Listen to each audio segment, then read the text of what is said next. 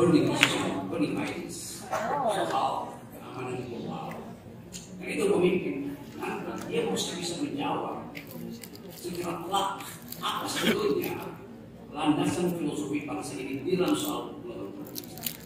Mereka belajar hubungan internasional, politik internasional, paham bahwa ada dua masa. Masa pertama adalah masa kaum realis, civis pacem para belum. Siapa yang ingin damai bersiap untuk perang. Itu dasar pertama untuk mempertahankan diri. Tapi ada doktrin kedua, civis pacem para investigatif. Siapa yang ingin damai bersiaplah untuk adil. Sebelum ada dapat kedamaian berlaku adil, saya coba ulas. Karena ini akan jadi ujian pada presiden nanti pada 3 tahun itu. Paradigma mana yang ada di kepala Prabowo, di kepala Anies, di kepala Ganjar soal global politics? Kalau ditanya siapa presiden yang paham tentang isu militer, isu security di Asia Pasifik misalnya, ya Anies. Sebelum Anies meninggalkan AHY,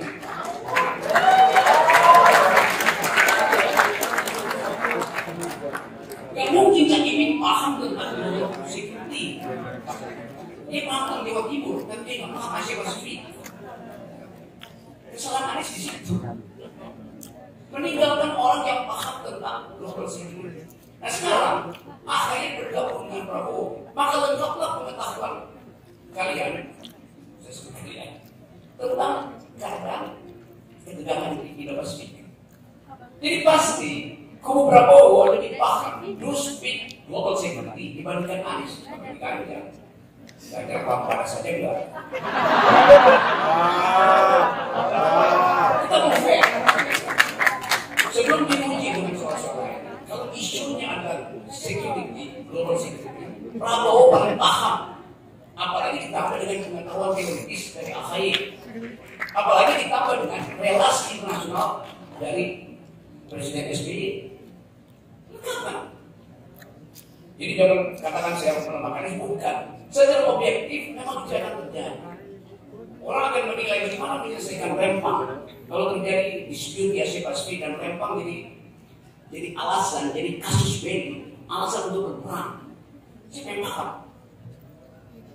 Jadi saya mau fair mengenai soal itu. Yang kedua adalah soal persaingan di Indo-Pasifik. Orang masih menunggu jadi nggak perang di Indo-Pasifik, atau jadi nggak perang di Eropa? Pasti jadi. Karena kita tahu bahwa siklus peradaban itu mesti ada penyelesaian, mengeluarkan kemarahan, mengeluarkan kekuatan. Itu mesti diuji kekuatan itu. Walaupun kita ingin supaya tidak terjadi, tapi nggak mungkin. Harus ada realignment, pengaturan ulang kekuatan-kekuatan di Indo-Pasifik dan di Eropa. Udah terlalu lama, sudah 70 tahun nggak ada semacam upaya untuk renegosiasi. Stabilitas di Eropa itu kayaknya selesai semua. Demikian juga yang terjadi di Indo-Pasifik. Bagaimanapun China tumbuh sebagai superpower, tapi dia masih sebagai junior superpower. Karena masih ada masalah dengan tenaga kerja yang berlebihan. Kelas menengah yang mulai marah pada Jinping. Walaupun China memperlihatkan ambisi, ya, tapi ambisi China itu akan dibatalkan oleh daya dukung ekonominya. Jadi kita mau lihat isu ini, Anda sebagai mahasiswa mulai mengajukan pertanyaan pada calon presiden di debat-debat yang akan dibuat di kampus-kampus. Dan hanya di kampus kita bisa menguji paradigma seorang pemimpin. Tidak bisa kita menguji paradigma seorang pemimpin di panggung dangdut atau lewat TikTok. Jadi saya ingin supaya forum ini jadi forum akademis murni.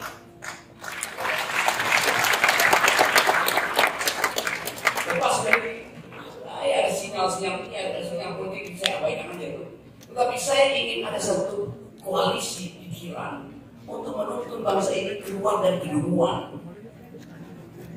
Itu menjadi serius. Jadi pastikan bahwa isu global yang pertama soal security itu pas tadi dan potensial untuk memberantakan Indonesia. Walaupun Pak Jokowi tetap bilang NKRI harga mati, katanya mati, mati pada jam berapa kalau terjadi? Di dalam simulasi intelijen, kalau terjadi ketegangan di Indo-Pasifik yang berpotensi untuk menjadi perang terbuka. Dan Amerika meminta Indonesia kasih kejelasan, proksimu kemana itu? Kalau Indonesia nggak jawab, Amerika kan bilang oke, Anda nggak jawab, artinya Anda pro Cina. Lalu terjadi clash kecil yang sekarang mulai berasal di Taiwan. Karena mesin perang Cina itu udah dikalahkan di Taiwan. Kalau gitu dalam 2 minggu ini berlangsung dan ada rempang di situ, siapa yang akan ambil alih rempang? Itu pertanyaannya. Lebih jauh lagi tadi pertanyaan saya. Bertahan berapa lama NKRI harga mati? Dan simulasi itu jadi 14 jam NKRI betul mati. Karena kalau dijepit, armada ke-7 dari Amerika turun dari Okinawa karena Singapura, yang dari Filipina naik ke Okinawa, kita dijepit di Tengah Selatan. Padahal itu adalah jauh impor makanan kita. Gandum kita impor dari situ, daging kita impor dari situ. Kalau itu putus, antibiotik kita mesti impor lewat laut Cina Selatan. Kalau Amerika bilang, kami mau jepit Anda ya di mulut tempat Anda bertransaksi. Indonesia kan kami punya negara oke. Amerika bilang no fly zone di atas Indo-Pasifik. Buntu semua ekspor impor kita. Gandum nggak akan masuk ke Indonesia. Berapa banyak mahasiswa yang nggak bisa lagi makan Indomie? Ya gandum Indomie masih pakai gandum Amerika. Berapa banyak rahim ibu-ibu yang akan mengalami infeksi karena antibiotik tidak boleh masuk ke Indonesia? Dalam 14 jam kita lumpuh. Itu yang mesti kita bayangkan. Jadi sekedar untuk menerangkan bahwa isu strategis akan ada ketegangan di Indo-Pasifik dan hanya pemimpin yang paham tentang bagaimana mengatasi itu, yang mampu untuk menyelamatkan bangsa ini. Saya kira itu pesan kita supaya tema ini itu bisa dibicarakan. Kalau ada panel baru di Medan yang dekat dengan Indo-Pasifik, dibicarakan itu. Potensi kita untuk mengalami keretakan sebagai bangsa ditentukan oleh visi presiden. Paham nggak dia tentang global security? Kita tanya pada presiden itu, do you speak environmental ethics? Do you speak global security? Hanya pada Ganjar, bengong dia. Kamu di zona apa? Pendidikan bahasa Inggris. Aktivis. Semester berapa? Rencana DO semester berapa?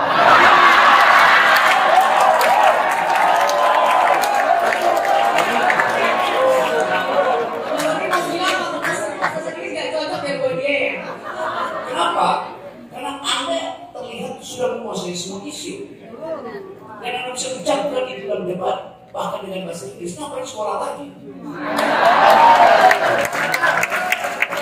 Anda bisa tantang Anies, Prabowo, Ganjar untuk debat soal itu dan mereka akan hargai Anda. Jadi yang Anda terangkan tadi memperlihatkan bahwa bangsa ini memang berantakan. Segala macam, kalau kita anatomi kita dibuka itu borok di sini, virus di sini, bakteri di sini. Di dalam ilmu biologi ada prinsip kalau sel itu sudah rusak, dia diberi kekuasaan oleh langit untuk membunuh diri. Namanya apoptosis. Selnya bunuh diri supaya dia akan mengganggu sel yang lain. Kalau dia gagal bunuh diri, dia mengalami penyebaran metastasi itu. Jadi kita mau lihat di mana sel itu gagal bunuh diri. Mesti banyak yang bunuh diri.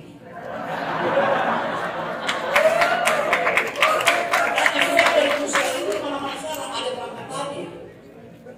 Jadi kita mau recovery dan berupaya untuk mungkin tahan sebentar, masih mungkin ya ada serum kecil yang masih bisa kita harapkan supaya tidak terjadi chaos, tidak terjadi permaluan. So secara ilmiah kekacauan. Tadi kita baca bagaimana seorang ibu itu di Tangerang, bayangkan dia mencuri telur hanya untuk makan anaknya. Dan untung polisi tahu bahwa oke, betul-betul dia mencuri kalah suaminya sekedar menarik ojol itu gagal untuk bawa pulang. Di mana-mana, kemarin saya muter-muter di Jawa Barat bertemu dengan seorang perempuan anak umur mungkin 5-6 tahun yang mestinya kasih sekolah. Ngejar saya hanya untuk kita bahkan dia bilang, saya cuma butuh 1.000, 2.000 rupiah Pak sebagai jajan. Di mana-mana ada krisis sosial, itu dasarnya. Jadi kita menanti satu isu yang kita tahu ini akan mampu sebetulnya. Tapi bahan-bahan yang kita pakai tadi, kita mau ucapkan dengan satu kalimat bahwa pemimpin di depan kita yang sekarang sedang kita uji harus paham dua hal. Satu, perintah konstitusi untuk mensejahterakan bangsa, dan dua, perintah konstitusi untuk ikut di dalam perdamaian dunia. Itu yang saya maksud tadi. Jadi dua hal itu memang dibebankan pada kita. Tadi pertanyaan Ibu moderator, dua-duanya aliansinya udah nggak setuju lagi kan. Anies yang tadinya perubahan sekarang bermain dengan kimia keberlanjutan. Kita nggak bisa tangkap dari Anies yang mana yang ada apa sebagai perubahan nanti. Caimin itu bukan faktor perubahan, bahkan Caimin bilang dia akan teruskan semua proyek Jokowi, termasuk stunting kalau gitu. Itu kayaknya begitu kan. Jadi kita tidak bisa lagi melihat Anies di dalam satu cawan kimia yang sama. Anies molekul, Caimin molekul. Molekul Caimin masuk ke ruang sebelah kiri Anies dan tidak bisa balik lagi. Namanya osmosis. Molekul kecil masuk ke semi permeable dinding dan menjadi molekul besar. Anies tergopoh-gopoh untuk mengucapkan perubahan dan Caimin bilang nggak perlu perubahan. Sebaliknya, itu kan Gerindra terus mengatakan bahwa oke, lanjutkan Pak Jokowi. Tetapi Gerindra paham bahwa ada hal yang tidak mungkin diucapkan setelah Prabowo jadi presiden. Karena itu dia kasih peluang untuk perubahan. SBY ada osmosis masuk di situ. Jadi kita lihat bahwa keadaan ini menunjukkan memang ada pengaturan baru dalam koalisi. Dan kita yang akan tuntut, kita harus pastikan ada perubahan soal apa. Jika ini harus dibatalkan, menurut saya akan tanya pada Pak Prabowo. Dengan cara apa? Melalui SBY, karena SBY yang ingin kita dibatalkan. Dan jelas dong. Apakah SBY berhenti untuk mengusulkan IKN? Apakah SBY berhenti untuk mengusulkan Omnibus Law? Kita akan tuntut pada SBY, bukan pada Prabowo. Karena itu adalah program SBY. Fair. Kita akan tuntut bagaimana Prabowo menyelesaikan soal-soal yang dengan global security, tidak pada SBY. Jadi kita tahu dunia itu sudah berubah. Tetapi nggak boleh berubah dan kepastian kita, anak-anak muda, generasi baru yang paham bahwa grammar ke depan ada soal tadi.